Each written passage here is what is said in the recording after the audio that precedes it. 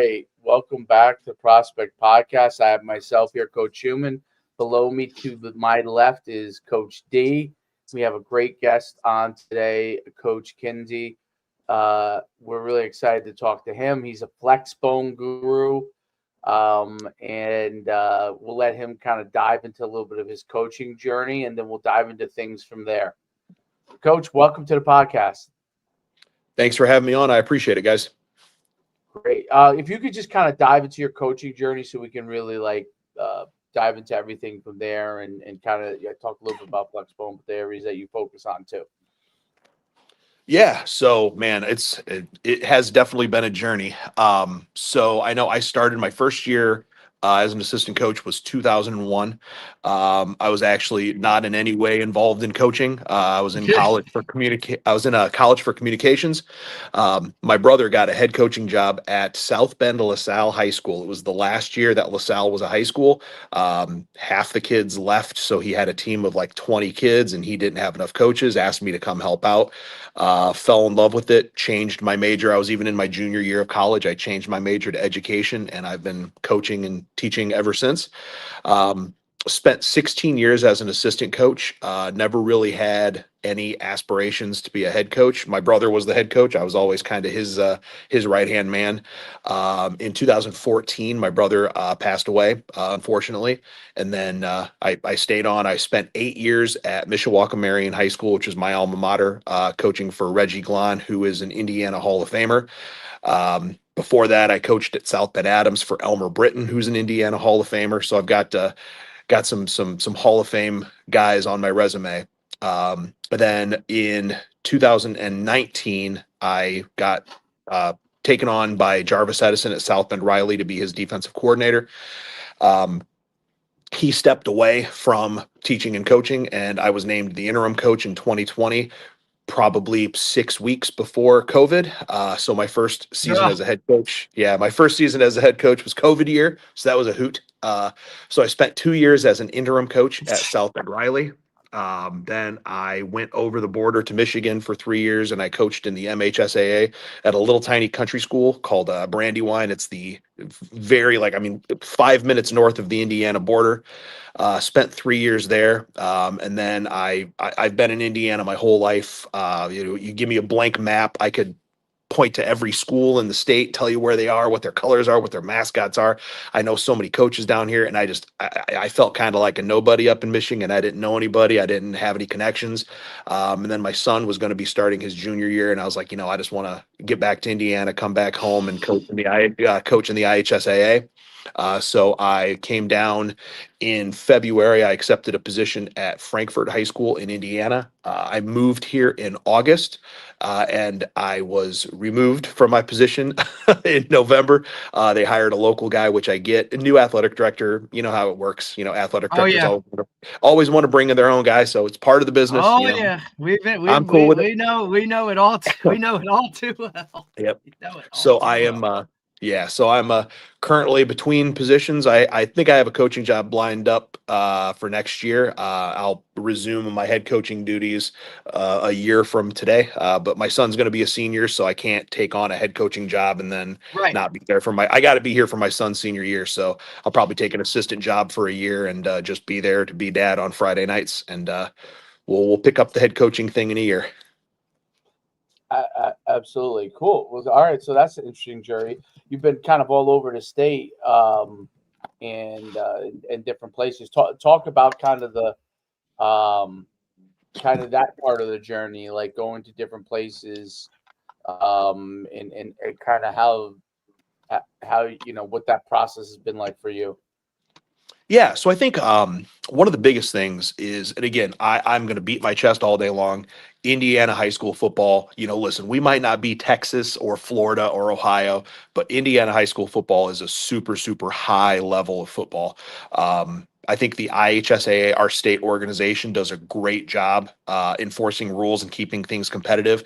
I know, obviously right now, hey, listen, I graduated from a Catholic high school. I spent 8 years of my life coaching at a Catholic high school. So I know that the private versus public debate is raging in a lot of states. Indiana has a success factor where if you win a certain number of championships, you get a point for a sectional, 2 points for a regional, so on and so forth. And then they promote you up a class. And it's done a really good job. I know, like even this year, I think only 2 of the 6 state championships were won by private schools. Michigan was definitely a culture shock. One of the things about Michigan is so in Indiana, we have these contact periods during the winter and the spring where you're allowed to do out of season practice legally. Michigan is That's very awesome. strict. Yeah, it's awesome. So I mean, obviously no protective equipment, but we can hand off a football, we can run drills. Yeah. And that's why one of the reasons I think that the level of football is so high. In Michigan, I know we were so frustrated because you're not allowed to put shoulder pads on until like the 3rd day of official August practice. So some of us, you look at the schedule and I think you get to like day 8 is your full pad scrimmage. Like, okay, whoa, we've only been blocking each other with shoulder pads for 7 days. Now we're running around tackling people. But I do think one thing I loved in Michigan is just because of the fact that there was such a limited to non-existent off season. A lot of the schools up in Michigan run, I mean, really like the official state offense of Michigan is that straight T, 32 personnel, super simple, very short playbooks. And I think it's really changed how I coach just because seeing how so many coaches get creative with working with a thin playbook. It was really interesting to see. And in a lot of ways, the less is more. It's better to, what is the old Bruce Lee? I don't fear the man who knows 1,000 punches. I fear the guy that knows one punch he's practiced 1,000 times. And you think, yeah. Coach, not to interrupt you, but you think that's Yeah. because they don't have as much time in the off season to literally like sit there and run through football type workouts. So you feel like that's why a lot of those guys with the simple playbook kind of just go with that. That's kind of where you're thinking? Look, it's the same in Jersey. Like we have no spring ball. We just had this conversation because we were talking to a coach from Tacoma, Washington, and we don't, so we don't have spring ball here in Jersey. It's strictly, just weight room stuff. You can't use a ball until the last day of track. Once the meet of champions happens, which is usually around June 20th, 21st, somewhere around there. And then you could, if you wanted to, hand out full pads and go for the summer. So it's very comparable. Michigan, I guess, is comparable to that. I think it is what it is. I mean, we're all kind of adjusted to it. I mean, and I'm sure there's guys that aren't doing it the right way. You know what I mean? Yeah. But, it is what it is. So that was a little bit of a culture shock. Continue, Coach. I didn't mean to interrupt you. I just want, just comparison. Yeah. Keep going.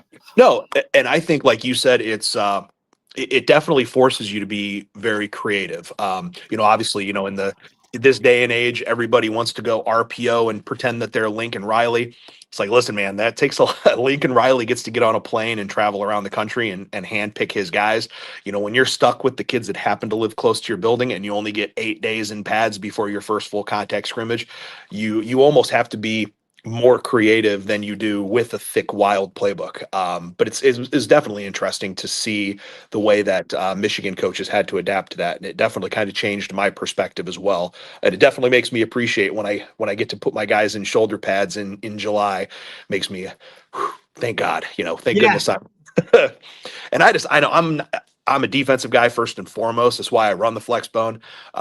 And I just know from a defensive standpoint, man, it's so hard. Like, how do you practice getting off of blocks safely and effectively with hand shields? At some point you've got to be able to fit up on shoulder pads and, just trying to find ways creatively to get around that without breaking the rules. Cause I'm a stickler for the rules.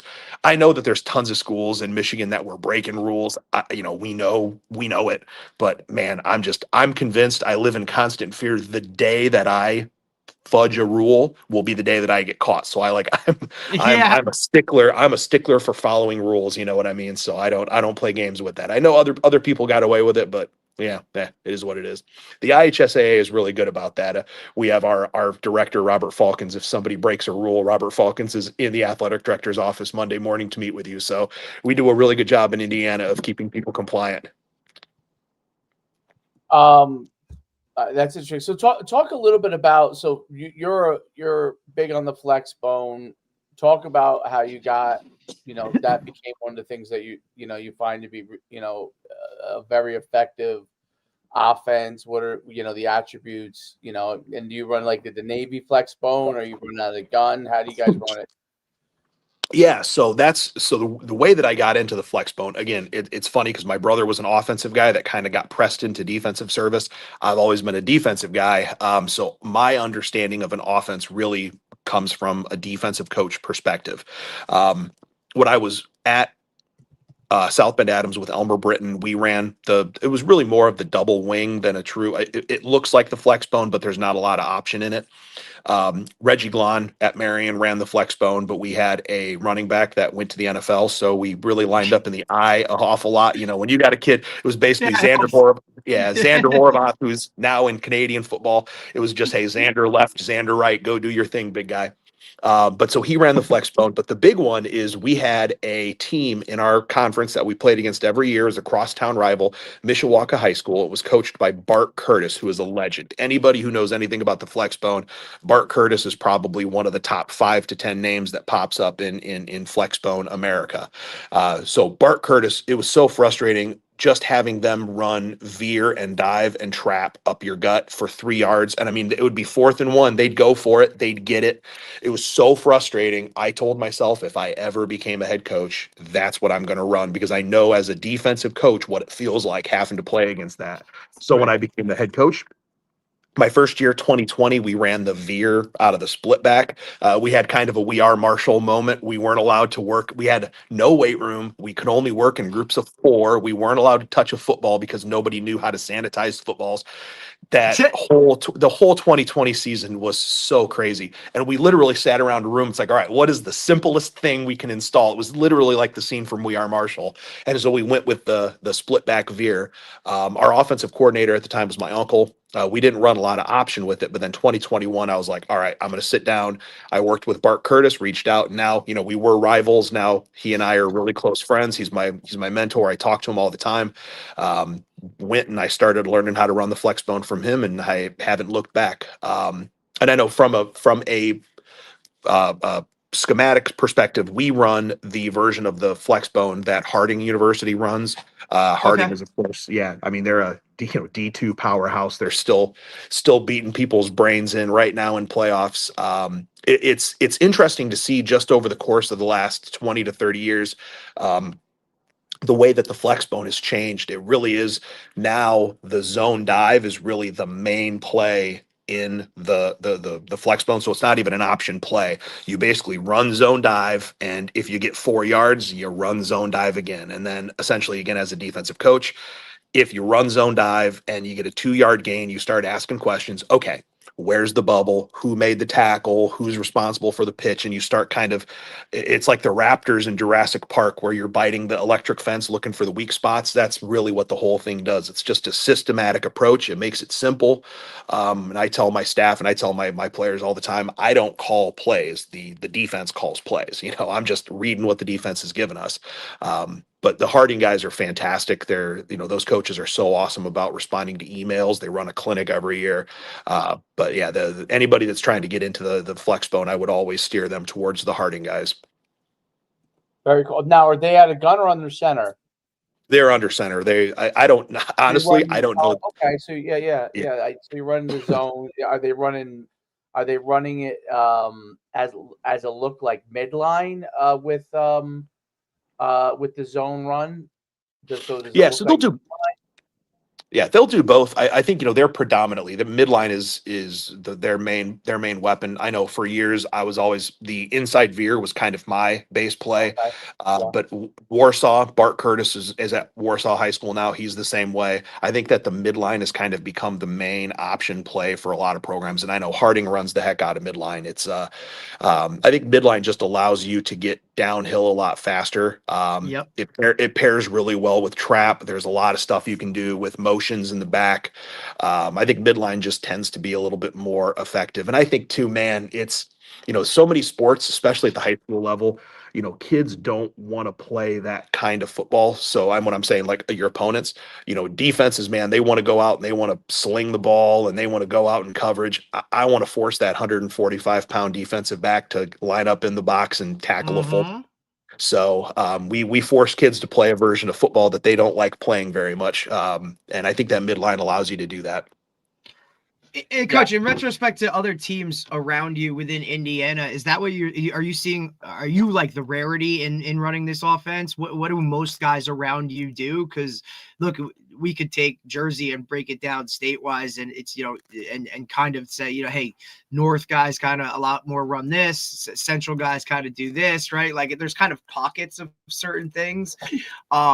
So what is it like within the state itself in comparison to kind of what you guys do and then what everybody else does? Yeah, and I think Indiana, the flexbone is really common in Indiana. I think even more so in Indiana, a lot of teams run the wing tee. So we see a ton of wing tee, even in the job that I was just at Frankfurt. We're in a brand new conference, the Monon Athletic Conference, and there are a handful of programs that are still slinging it, but Western Boone has won a couple of state championships. They run the flexbone. Again, it's a little bit more of a wing tee. We marry a bunch of wing tee stuff in with our flexbone, but we're more flexbone than wing tee. They're more wing tee than flexbone. Cascade is in our conference. They just won. They had undefeated regular season last year, and then they just had a perfect 15-0 state championship season this year, running the double wing tee. So we get a lot of teams in Indiana are round and pound teams, and I think there are a lot of teams that still try to sling it.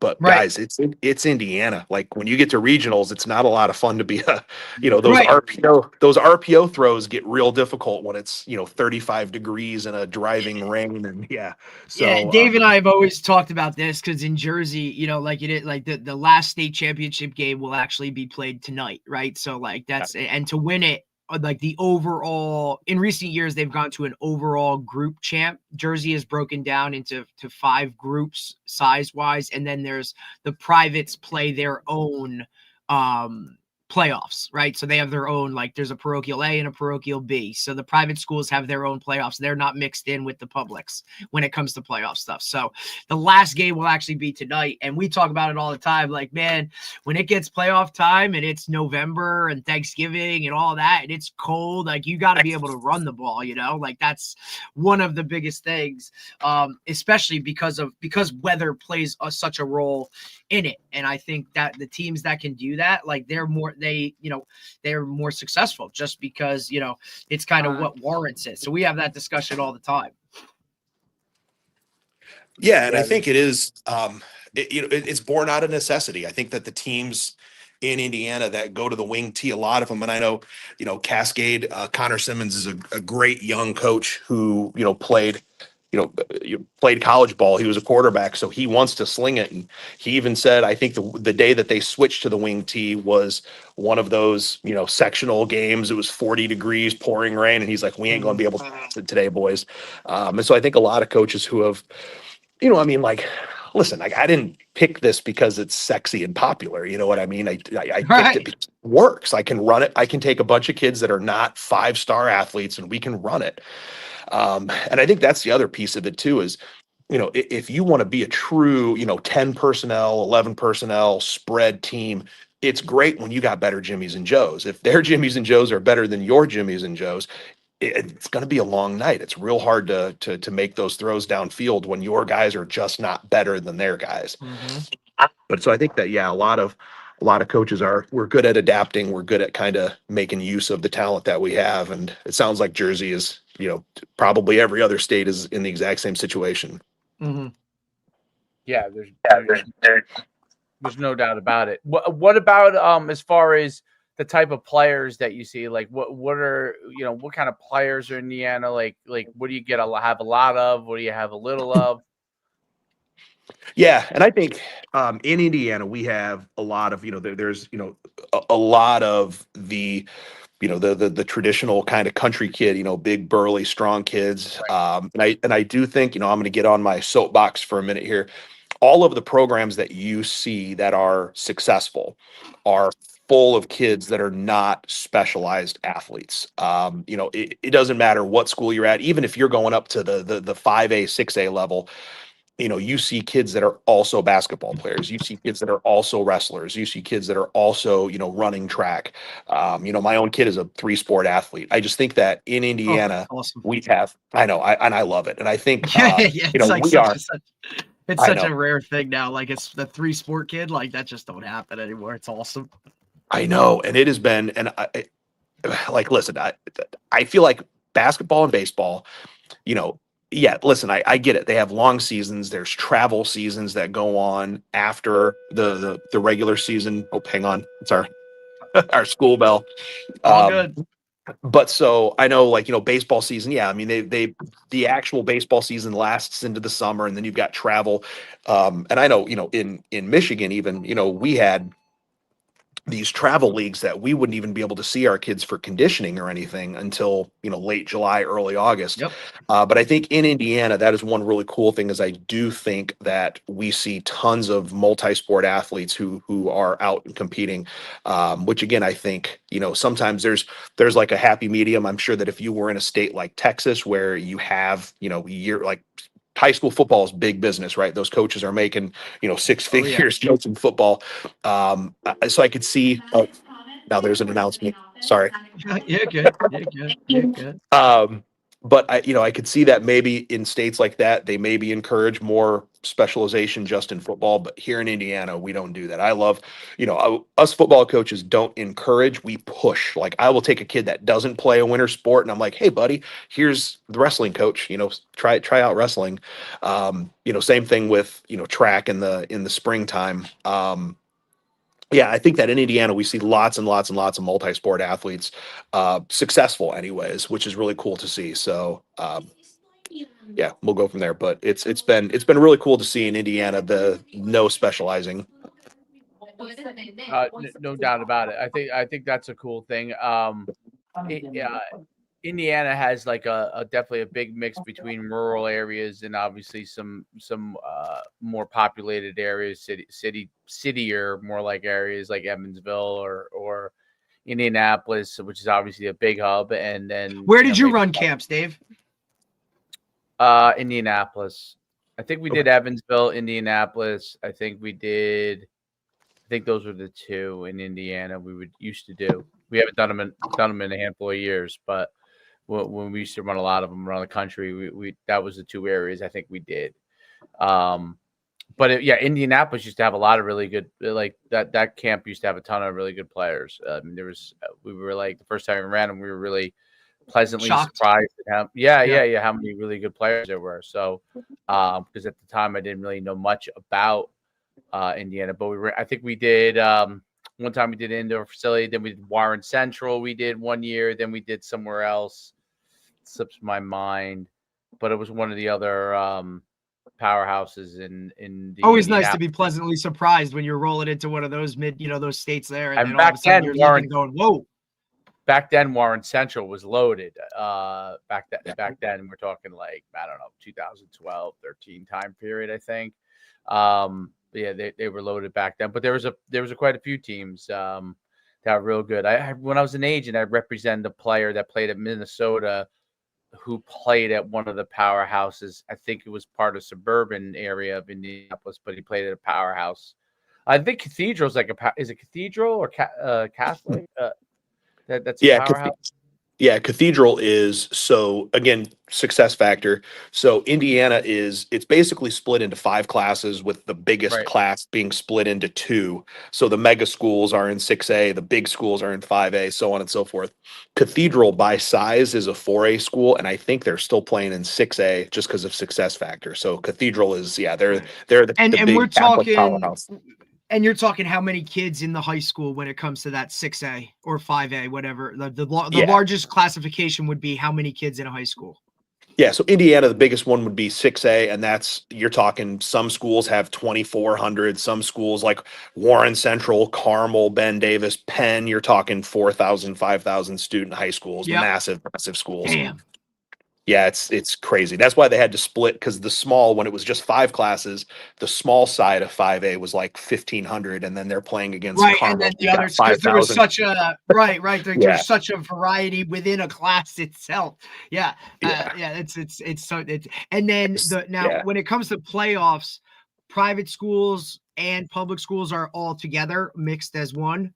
Yep, all Just in the like same class. Florida. Yep, Yeah. So they do it like yep. Florida. Yeah. Yeah. Same type of gig. See, Jersey, that's the one thing they, there's two groups of private schools, and your national powerhouses, your Bergen Catholics, Don Bosco's, so they're all kind of in this parochial A, and they also play in the same division conference type things. So they literally beat the hell out of each other all year regular season, and then playoff time literally have to go and beat each other again to win a state title.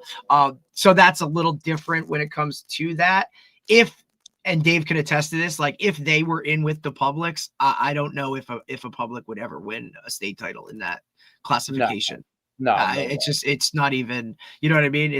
Jersey's very small, a lot of schools in like every town has a high school until you get to South Jersey, where it's more regionalized. Now you have multiple towns making up high schools. And we've seen in recent years, the South start to win more championships because they just have access to more kids, more talent. And the parochials or the private schools in the South aren't as prevalent as they are in North Jersey. I mean, you're talking the top 5 private schools in the state are all within 30 miles of each other. I mean, they literally just pick off the same kids. And down south, that's not the thing. It's more Philadelphia almost is kind of, you start to creep into Pennsylvania. So it's broken down a little different here in Jersey. But I just think separating it makes it, it is what it is. Cause I again, here that it would just not be, it wouldn't be even conducive. Like it would literally be, hey, we're just going to play to get to the semifinals and that's our championship, because there's no way we're going to beat these teams that can pull, from within 60 miles of their school. You go 60 miles in Jersey, you're halfway down the state, it's a little different when it comes to that aspect of it. Yeah, and I know Indiana's a little bit more spread out. And Right. I think too, one thing that we definitely see here in Indiana, and again, the success factor has done a great job. So if you have a 3A Catholic I think that's school interesting. who wins, 2 regional championships, they're playing up at 4A, and it does seem to settle that out. But I do think, in Indiana, for the most part, most of the school districts, if not all, I'm not going to speak to all districts, but most of the districts have like an open enrollment. Obviously, the IHSAA, the Athletic Association, has its own rule about, transferring and eligibility and whatnot. But I think what we see in Indiana is some of the public schools actually, because it's really, the public versus private debate is really all about access to resources. There are some public schools in Indiana who have an unbelievable access to resources. And I know, back when I started coaching, early 2000, you would always get, those kids that were at a big school. A lot of those kids would go to a smaller school because they'd rather be a big fish in a little pond, right? If I'm going to be a sophomore at Penn, I might only, play JV for the next 2 years. But if I go to Marion, I could be a varsity starter for 3 years. I think the opposite is how true. You see kids who would rather go and be backup at a Penn or a Center Grove because they have so many resources. Wow. So I think that in Indiana, it's a weird mix, because obviously we have the private schools, but there's a lot of like mega public schools too. So that's interesting. Talk about, like, from a coaching standpoint, like your philosophy in building a program. Like, what are some of the core things and values that you try to instill in your players? yeah, I mean, everywhere I go, I always have the basic core tenet. I use the hashtag fight with a 1 instead of an I, and it's always about family, be 1-0 every day, have a growth mindset, hustle, and then toughness. And it's just, we preach those over and over again. Although I'm a big believer, I know I've read a bunch of stuff on Nick Saban. I'm big on his philosophy about being a transformational coach. I know he is big about, when he was at Michigan State, he was a transactional coach, and then he made the shift over to be a transformational coach. And I know, like, when I came to the program I'm at now, or was at previously, when I took over, we were on a 19 game losing streak. We've been, I think it's 4-35 in the previous 4 years. So I came in and it's like, all right, listen, like before I can come in here and start making demands about here's the standards, here's the expectations, like I got to show these kids that I love them. I mean, you have to make sure that these guys know whether we win or whether we lose, I have your back. I'm not going to, drop you as soon as you lose me a football game or miss me a tackle. And I think that, if you are in a place that is perennially good, that old school style works a little bit better. But when you're coming into, I'm a program builder. I don't apply for jobs where schools are 9-1. You know what I mean? I like going to the 1-9. Sound familiar, Dave? Dave, sounds familiar, buddy. I like to torture you. I Listen, love turning. Listen, Coach Schumann is the ultimate takeover. Like they asked, like, There would be hey, glutton for can you punishment. please come take? Can you please, can you please take this? You know what I mean? Like, he applies for those jobs where, look, I've seen Coach Shu take over a program, back it down from varsity to only play a JV schedule to build it back up just to get numbers and, do these. I mean, he literally is the definition of a program builder. Everywhere he's gone, he's left it better than he has. He's been out of it for 5 years because now he's really doing God's work, coaching 11-year-olds and his son youth football. God bless him. I mean, it's why his hair looks like that some days. Like, it's like, I feel bad for him. Listen, he's coach. He's also a UConn alum. So he's living it every day. You know what I'm saying? It's been a tough couple of years. Yeah. He's just, but that program builder, I think, is such a staple for who somebody is, in terms of that.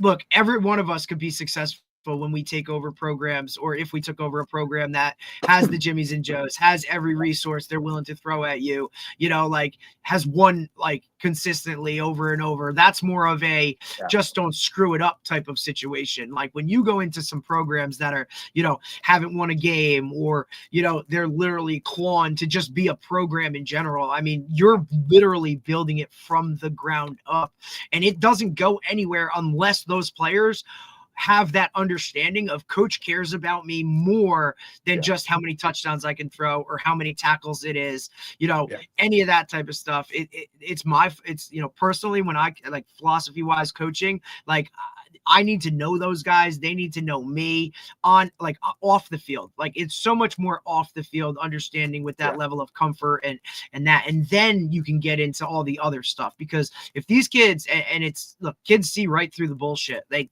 understand it, who's there for what it is. And I think that's one of the biggest pieces to it. Once they see that you care on a different level about who they are, what's going on in their life for real, now you're really going to cook with gas. But until that, dude, these guys, that barrier is up and there ain't no breaking down those walls. I don't care how many games you've won or where you come from. It ain't going to work. That's just not how it is.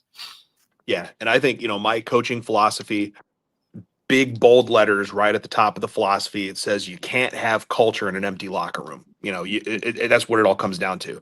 Now I do think, I do think that, you have to know some football. You know what I mean? It isn't going to be 20 years from now, they're going to be sitting around having a nice cold beverage with their buddies, be like, boy, coach didn't have a clue what he was doing, but he sure did love us. There's got to be, it matters if you win or lose. It does. It matters if you win or lose. And I know as a coach, if we go 0-10, nobody wants to play for me. That means I have fewer kids in my locker room. That's fewer lives that I'm impacting. If you win games, people come out. Now that's more lives. That's more people in my locker room. That's more lives that I can impact. That's more family trees that I can impact. And that's really what it's all about. But I do think, and I know, again, to quote Mike Leach, everybody's got their fat little girlfriends, and you've got to be more appealing than their fat little girlfriends, right? I love Mike Leach's rants, are some of the best rants out there. Best. But it is these kids who are here playing football, they are doing the most difficult sport. I mean, for people that don't coach, and I know obviously this is probably a podcast not watched by a lot of non-football people, but you guys don't understand the amount of people that, when we're doing laundry at the end of the day, the amount of kids that spoil themselves during games, the amount of blood that's on these jerseys.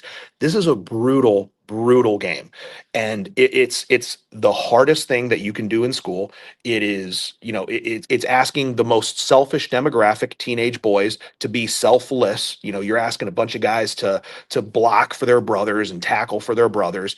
And it's not mandatory. It's not a graduation requirement. They're choosing to be here instead of at home playing Fortnite, at home texting their girlfriends, So I think that there has to be an element of, yes, we want to win, but in Indiana, there's 314 high schools, and 6 of them are going to win their last game.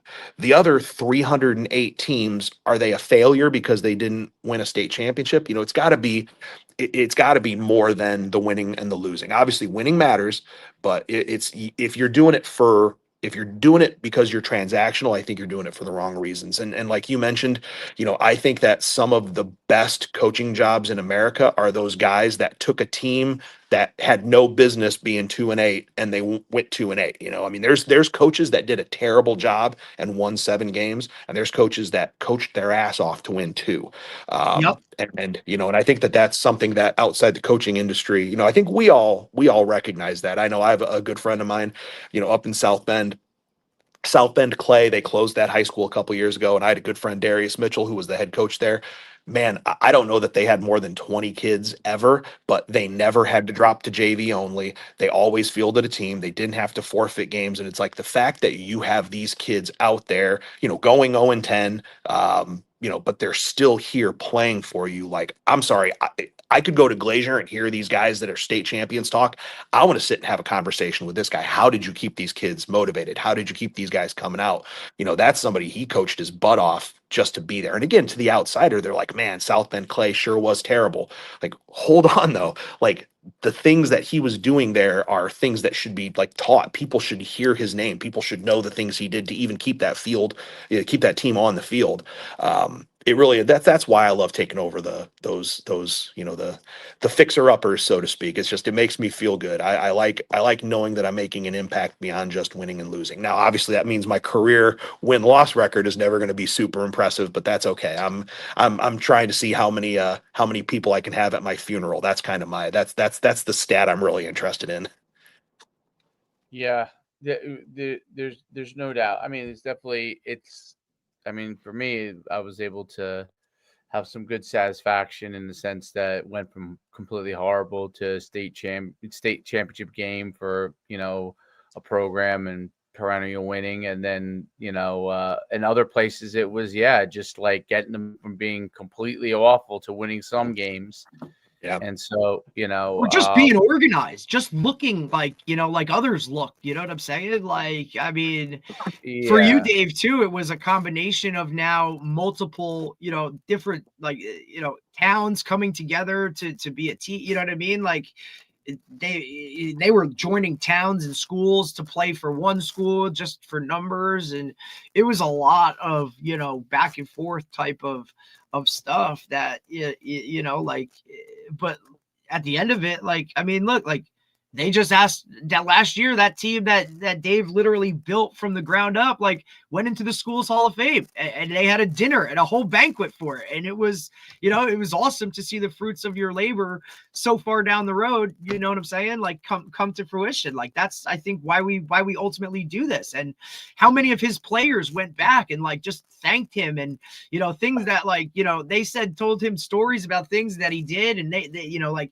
you don't think those things have an impact at the time, but in reality, like, it stayed with these kids and shaped who they are, 5-10 years down the road. Absolutely. Yeah. I mean, I think that's a big thing. And, the more success you end up having, I think it does translate to those players having more success in life. But there are, when you have, but when they have that journey, that success, I think, means a lot versus that. Listen, as I've been an assistant, and actually one of the last place we took over, like, they already had a decent program and we won right away. And it felt good. Like, they were great kids, but, I don't know that they have the same takeaway as those kids that built up the program from scratch. You know what I mean? Yeah. So I feel like those kids have a different type of takeaway because they could easily have not bought in and just stayed status quo, and no one would have said anything to them that if they were, you know what I mean? So that, I think that takes a different kind of thought process. And what I found is that those kids in life have become really, really tenacious in their journeys in life, which a lot of their friends that were not part of the team, or went to school with, have not. But I will say this is the other interesting part. What I noticed was when it turned significantly, the thing I noticed was the school changed. The school changed significantly in how they looked at themselves. I'm talking about kids within the school and the teachers, Mhm. and administrators are what they are. Some are on board, some aren't.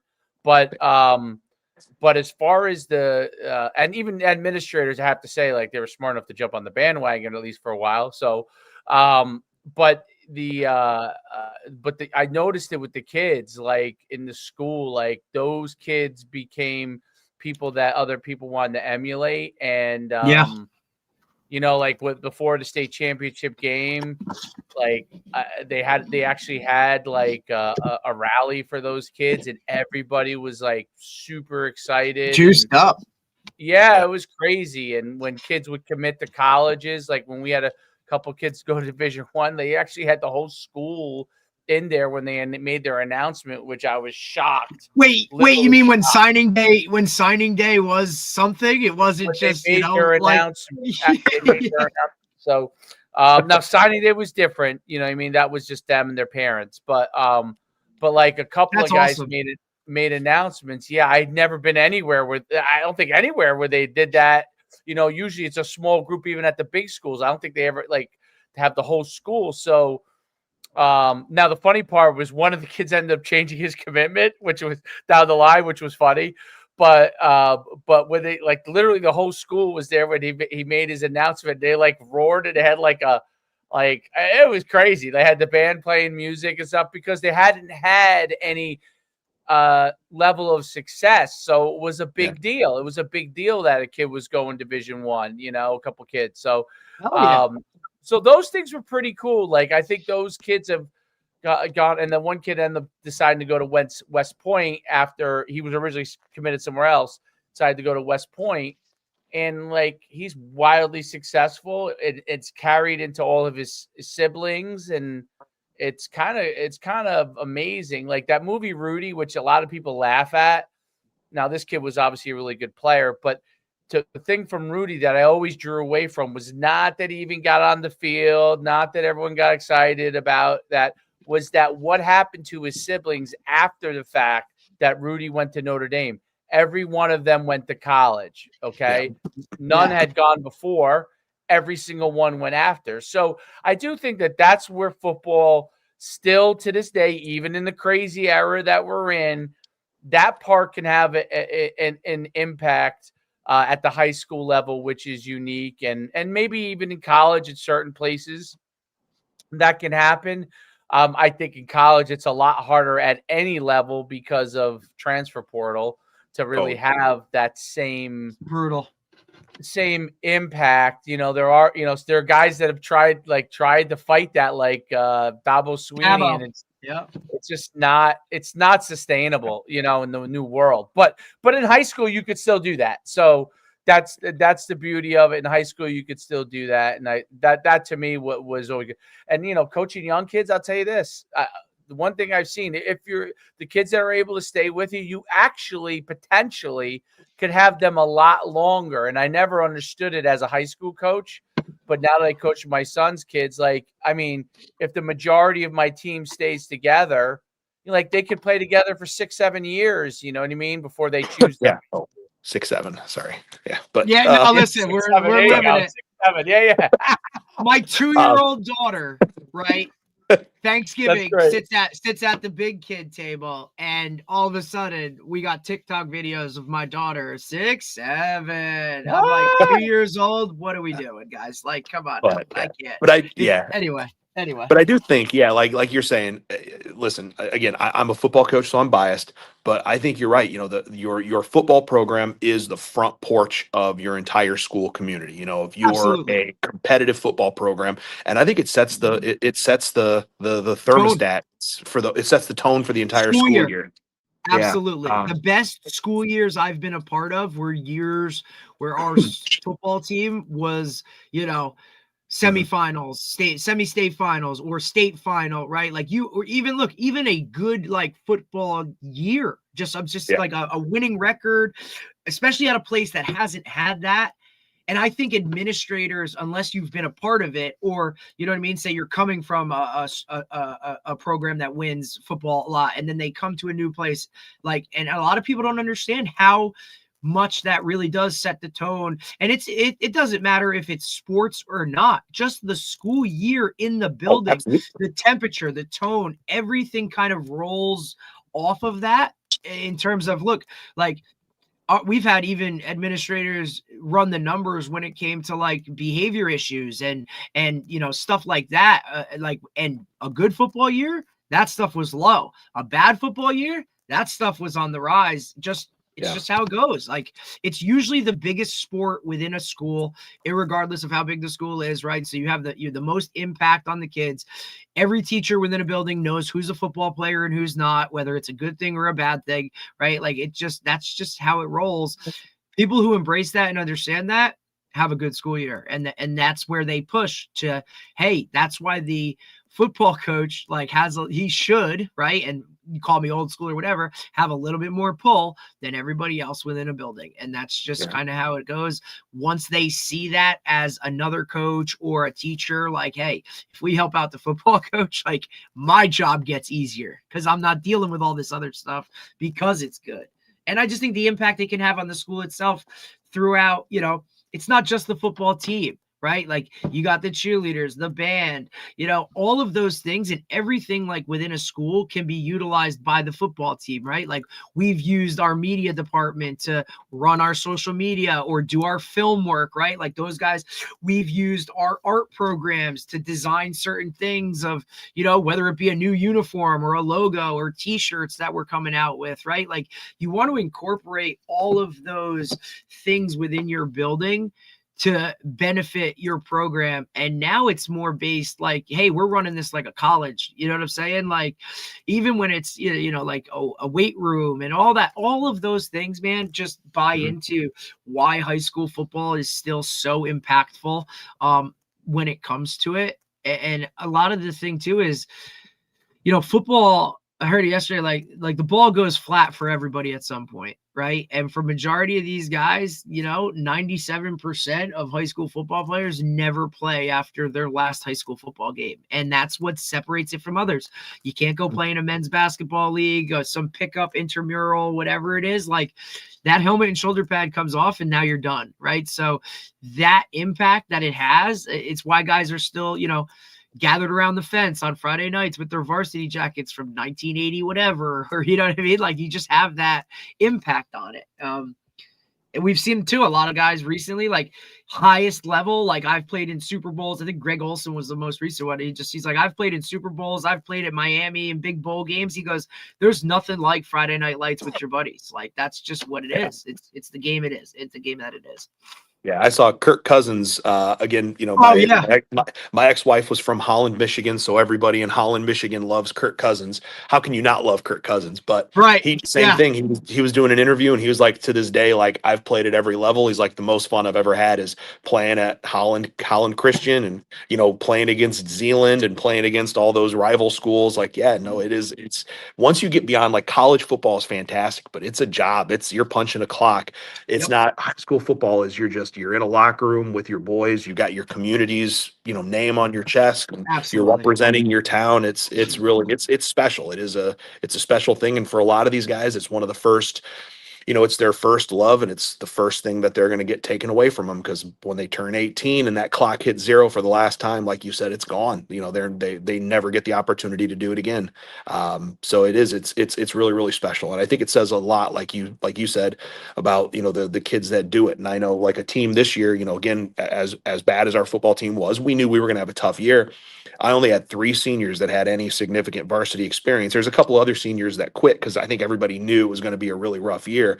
But, Right. like, those 3 men that stayed on that team, they knew that they were planting trees that they're never going to see the shade of. You know what I mean? It's like, what is that going to turn them into when they become husbands and fathers and, business leaders and community leaders? Like, you want to talk about a servant leadership. That's servant leadership, those guys. And I'm Oh, excited yeah. tonight I get to go to try to nominate these 3 to be on our all area. Our local paper still does an all area team. And, those guys are going to that's going to make them great husbands, great fathers, because they know what it's like to sacrifice. And, that's part of being a man. And I think that's, to call it toxic masculinity, if you will. But I think that football is so important, because I think that we have forgotten what men are supposed to be. We forgot that. It's all me, me, me, me, me. And I think football teaches you to, we always say family, family's our first, the first of our core tenets. And, from PJ Fleck, I know it's forget about me, I love you, right? I'm going to sacrifice for my brothers, for my family. And football, nothing can teach it like football, man. Nothing can teach it. There's no doubt about it. I think that football has a unique ability to do that. What are you looking for yourself for the future? Like, once your son graduates, what are you hoping to continue to accomplish and grow in your coaching career? Yeah, I mean, the big thing is just always learning, always growing. I know Lou Holtz. I'm from South Bend. You mentioned Rudy, Yep. so that's, hey, all right. That, go Irish. But he always had a quote. Everything in this life, whether it's a person or a tree, you're either growing or you're dying. If the minute that I start thinking, I know it all and I'm done learning, that's time for me to hang up the whistle. As long as I can continue to be the best version of myself, and a lot of that, obviously, yeah, X's and O's are a part of that. But especially just, as I get older, I hate to, the beard's getting a little grayer. I got to make a little bit more of an effort to continue to connect with, the average 16 to 17-year-old male. And just, I know, like I said, I don't know that I would ever apply for a job at a, rich upper class community with $400,000 houses. Like, I love to go to communities that need a male role model. And I just, I want to, right now I'm just focused on being dad for a year. It's going to be my first year off in 20 some seasons. But yeah, I'm just going to try to find some place that I can go make an impact and make a difference. And like I always say, it's about changing family trees, and that's where I'll be in a year. No doubt. I think that's that was one of the best things I ever did. So I can definitely say it's like, because it only comes around once, right? So you get very caught up in helping everybody else, and sometimes you if you don't pay attention, you can miss the most important part, which is your family. And that's always hard for coaches, because the game is so exciting. It's very exciting, and that's the draw. Like, you're changing people's lives, you're having an impact. And sometimes your family's like, well, what about me? Like, what about me?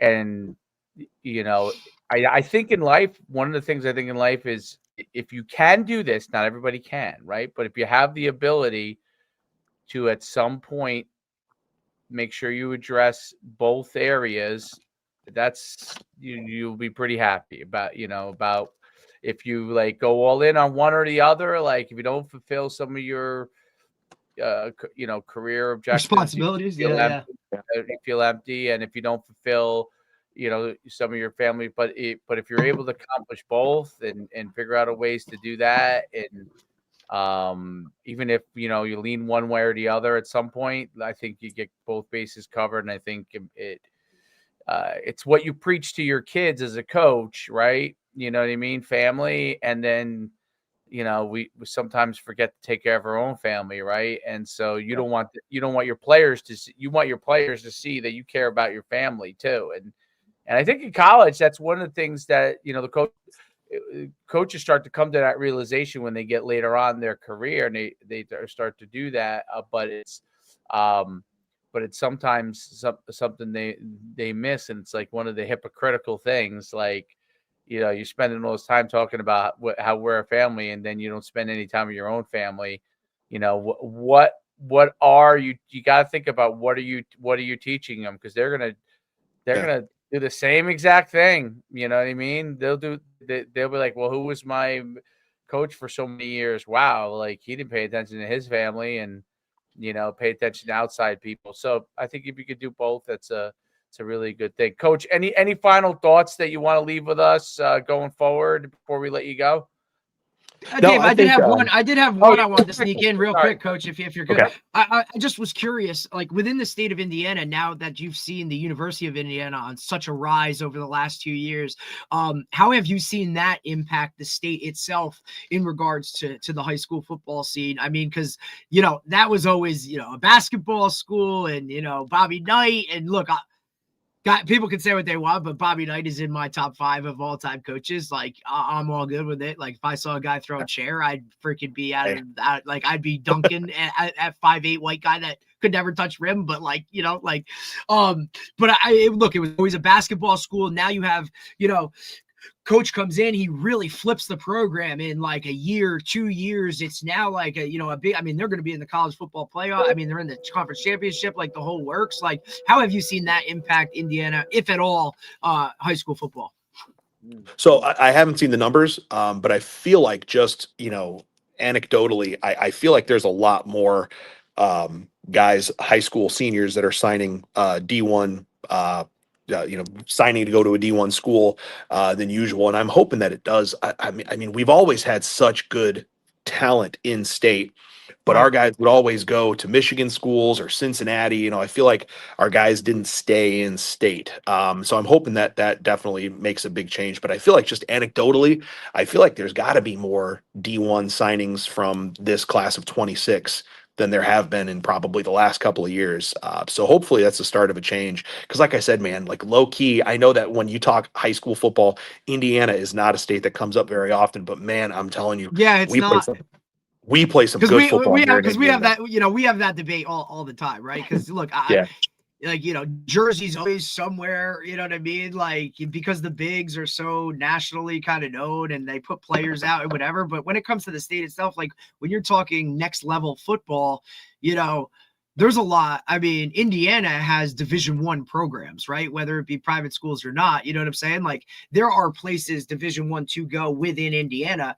When you're talking Jersey, like you have Rutgers University, that's the only power or big time, when you're looking at it, right? Monmouth University is here, an FCS program, but then we're kind of scattered with Division IIIs, right? Which is different. Like, that's just a different world, So Jersey, when it comes to that's something I always look at, right? Because like, look, you look at Texas, how many Division I programs? Look at Ohio, how many Division I programs? Florida, California, like your big states have bigger colleges within the state itself. Indiana has a few of those that are prominently known, you know what I mean? Like, so now that Indiana has kind of almost like caught up, if not passed some of those programs by, you know what I mean? Like, I think it can only benefit, the state itself, like not even just the kids in there, just bringing kids from out of state in, right? Because we've seen with the transfer portal, like that's why coach was able to flip Indiana as fast as he did. He took, right, Dave, how many guys from JMU when he went, he just took those guys with him and said, hey,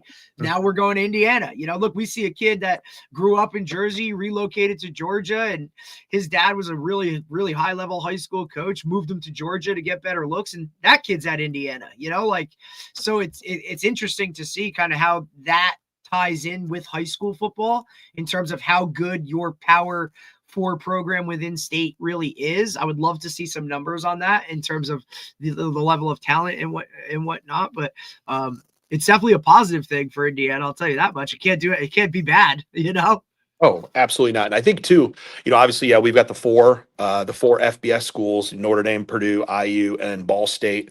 But then we've got a couple of FCS schools, and I know in our area, we are kind of like the Midwest is the powerhouse of NAIA D3. We've got Oh, yeah. Ferris State, Grand Valley State, St. Francis and Marion in the NAIA, even up in Michigan, Hope and Alma. I mean, we've got some really good lower level football being played in the area, but it is nice to so many kids have D1-itis. They'll get those D3 offers, but they're waiting because they're sure that but man, if you guys went to a friggin' Hope versus or a Grand Valley State game, like, guys, everybody on that sideline was the best player on their high school team. Like, I don't think Notre Dame's calling, buddy. I don't know what to tell you. Yeah. But it is nice to have a little bit of Division I success here outside of Notre Dame, obviously, because Notre Dame's an in-state school, but we you know what I mean. Like, we recruit nationally, so it's not really an in-state school per se. Yeah, you look at Notre Dame's roster. There ain't many on there, if any, from Indiana itself. You know what I'm saying? Yeah, there's a couple of couple of token different. Indiana boys, but that's about it. Yeah. Interesting. That makes a ton of sense. No doubt. I mean, it's amazing what's going on with Indiana. That's amazing in the state of Indiana. You're right. Notre Dame and Indiana and how good they are. And Purdue. Everybody forgets about Purdue, man. Like, you know what I mean? Like, they're struggling a little bit this year. Yeah. But they've been all right. Yeah. Yep. Right. There's a lot of football played in Indiana. It's the Midwest, man, because everyone thinks that Indiana's a basketball state, right? So, Coach, you're good. You're good. I was gonna say, I'm at my hard wall, so I got class. So you're I apologize. all good, Coach. No, listen, we appreciate you taking the time, man. Thank you so much. Really, it's been awesome talking Indiana football. Heck yeah, I appreciate it, guys. Anytime you need me, I'm always happy to talk Indiana football, guys. All right, have a great day. Yeah, thanks so much. Yep. All right, cool. Comparable, right? To Jersey, I guess. You know what I mean? Like, maybe, yeah. Similar in that, like, there's 6 levels. You know what I mean? Like, I always think that's an interesting conversation when it comes to playoffs with privates and publics playing together. You know what I'm saying? Like, look, they do it down in Florida, but we know, like, Florida private isn't exactly the same as, it's just, like, some of those public schools can compete, you know what I'm saying? So it doesn't really, I don't know. It's just always a hell of a conversation. But, like, if you did that in Jersey and put those guys in a group size, like, there ain't nobody beating them. Yeah. I there's some really, really good schools. So it says in 2024, at least 46 players. That's Indiana, the state. Indiana high school. I'm looking for a high school. D1. How many D1 kids? Indiana is expected to have 80. No, that's not right.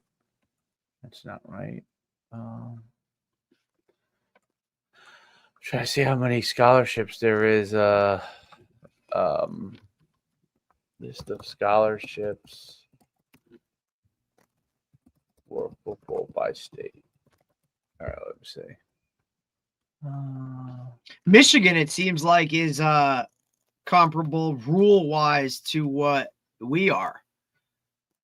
In terms of, like, access to players? I thought it was very interesting when I think that would be amazing, or maybe like a start to it. If in Jersey, hey, you have a week in March where you can do football, week in May you can do football. You know what I'm saying? Like, just maybe a pocket to start it, and then ultimately try to get to a spring ball.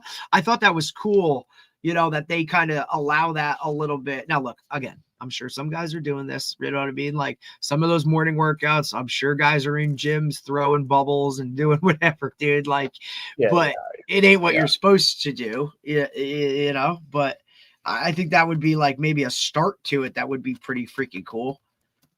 Right. Let's see how it goes. Dude, I think I'm going to die on that hill. What's that? I'll never see spring football in Jersey. Or some form of it. Yeah. I don't know if that's ever going to happen in the way that you think it might, or you would hope it might, I should say. No. Yeah, I mean, that's kind of just how it is. Yeah, man. I have to say I have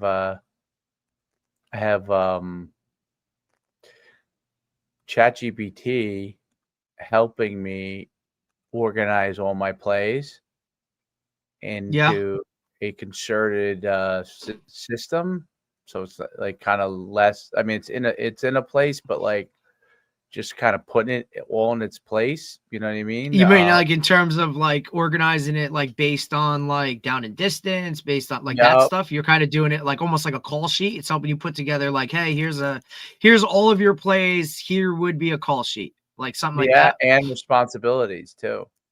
Responsibilities in terms of what do you mean? Blocking, base stuff. You know, I mean, I could get really granular if I want to, but like base Wait, stuff. what do you mean? What do you mean? Like, okay. Like, what do you mean by like power? like yeah, like so power. Oh, like if okay. I run power, like this play is gonna, and then it'll break it down. Yeah. So these guys have this responsibilities. Yep. Oh, I got you. Yep. So you could go as granular as you want. You know, you have to. You're doing it, but like you're letting it organize it for you instead of you going on the spreadsheet and then doing it all one by one. You're giving it the inputs and then it's doing it for you, organizing it for you, and then you know you're going to tweak some things. You know what I'm saying, that when you get it, but How instead accurate? of it, incredibly accurate. Like I would go so far as to say like 95% accurate. Now I got to give it input. So like if I have to give it call play names, right? You know what I mean? Yeah. So let's say power, for example. Let's say you're running power. I've got, if I want it to put a name to it, I have to put the name. It's not, it could get, by the way, if you wanted recommended names, you can get it. But I like to try to think about it the way that I might think about it. So because if I'm calling it, it's just easier for me versus look, it's the same reason when we're coming up with signals that we try to let the kids come up with the signals, Exactly. And then but it gives you all the base stuff. It's I think I could teach a class on this for coaches and like literally do a seminar on it and like walk guys through it. I think it would. I'd be interested to see how many guys would want to be a part of it or want to utilize it. I think there's still a level of fear. I would do it for free initially. You know what I mean? I wouldn't do it like. Oh well, of course.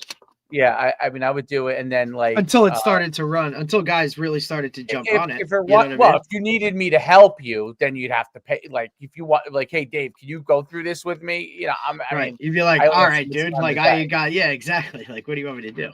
I'd love to help you. But there's only so much time in the day. You know what I mean? So, but Nymphius, that's going to be a thing. It's funny when we're talking about coaches, right? Because I talked to Farshid yesterday. He's trying to get a week 0 game, and Nymphius wants a week 0 game, and he he reached out to Farshid at Garfield and was hey, you interested? And he was like, yeah, let me just look at some things. And now Nymphius won't leave him alone. He's like, hey, how's that? How about that game? How about this game? I'm like, yeah, buddy, he wants to get a win opening week 0 against you. He's like, oh, come on, man. Like, I'm like, he also wants to lock it in. Like, he's like, look, I'd play him, but he runs 5,000 formations. You know what I mean? And he like, how am I gonna? He said, I don't want to run you right off the field. Yeah, I was like, you know what? I was like, he's like, I don't want to put my guys in that situation like week 0. I'm like, hey man, if there's ever, I said that you got all the time in the world to practice all summer against every formation that he comes up with. I said, but understand something, like that first game, like he's gonna have another 25 formations that are gonna go that you didn't even see. So get ready, So funny. Oh yeah, well, it's actually, the thing is, his base stuff is very simple for him to call. So exactly. You know what I mean? Like he for his players, they're able to really understand things because it's not that much for them, right? But for you as a God, if you don't understand that everything is grouped, then you're really gonna have a struggle. problem. Yeah. Like, for example, Joe Klaus, who's from Old Japan, who coached with Nymphius, does not have an issue with it. Right. So because he understands it. Yeah. Now Nymphius still can obviously put in all kinds of wrinkles, all those kinds. but which he does and will.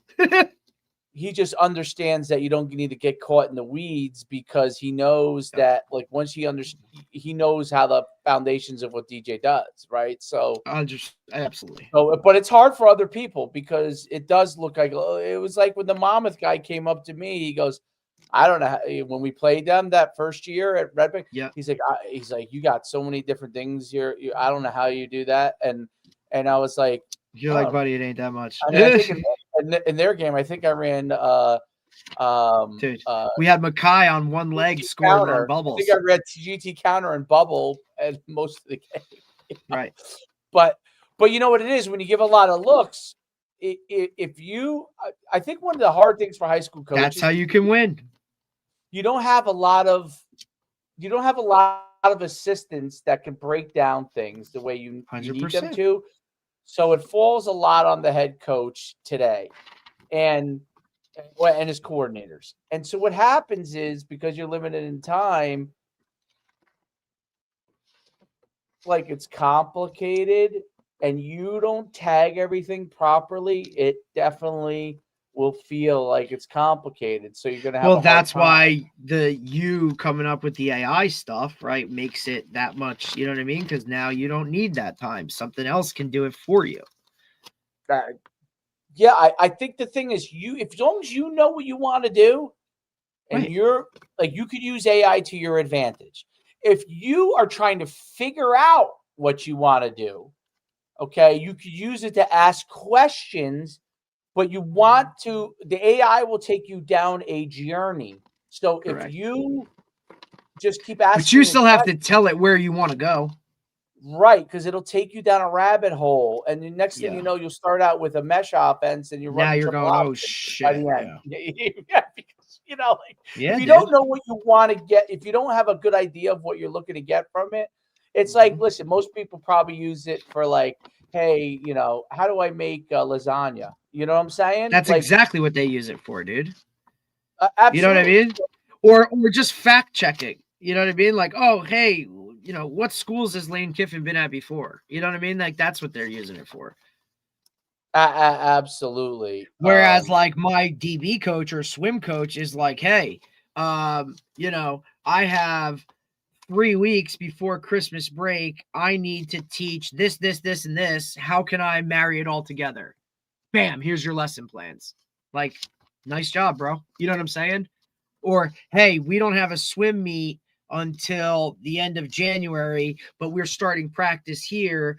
I want my such and such, person to get as close to this time in the butterfly as possible. Give me the workouts he needs to do until then. You know what I mean? Like, those are specific type of parameters. Once you plug it in, it can spit it back to you. Yeah, if you this is how it like and that's why I love like that he's good at it. You know what I'm saying? Like, that shit's awesome. Like, okay, let's do this, dude. Yeah, you want to be like AI, because I'm all for it. Is your best analytical coach you could ever get. Okay, of course. Now you can't get a better analytical coach than that. What AI cannot do is tell you what you want to run. It could give you suggestions for situations, but if you don't know how you want to do things, correct, you're gonna get caught in a trap. And the trap is that you're just gonna follow, like which NFL coaches get caught in it. They call a play out, they run the ball on 4th down when they're on the 10-yard line when they clearly should kick a field goal. You know what I'm saying? Mm-hmm. Like, clearly should kick a field goal on some of these things. But like it's, yeah.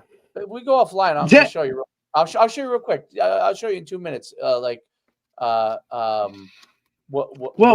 showed me the one thing, and already I was like, oh, like look at that, organizing all that stuff. Like, okay, that cleans it up for you. But again, it's like having your own secretary, football secretary.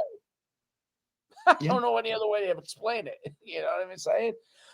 But let's go off. I'll show it to you real quick if you got a minute. We have Friday. We're back Friday. We're back Friday morning with the head coach from Wilmington College, Kevin Burke.